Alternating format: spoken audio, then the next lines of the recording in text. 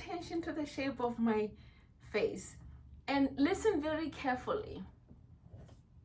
Did I say moroho or moroho?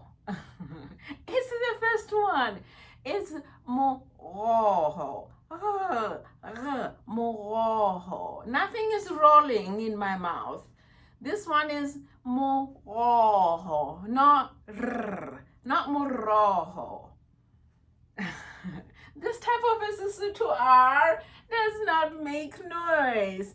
So, if I were to ask, somebody were to ask you where I went, and you wanted to tell them that I went out in the veld to gather some moroho, what would you say?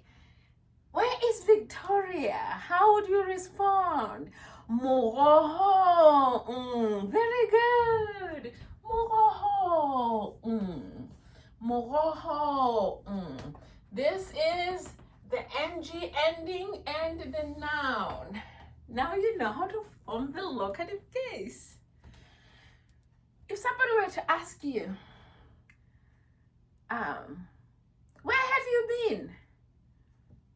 And you just came back from school, and I'm going to tell you what school is in Sesotho. It's sekolo.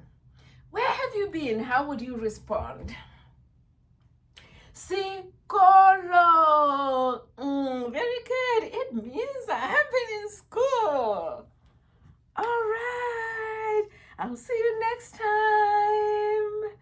Salahante. Salahante. Very good. Any questions for me? Any particular topic you'd like me to help you with? Okay. Just a little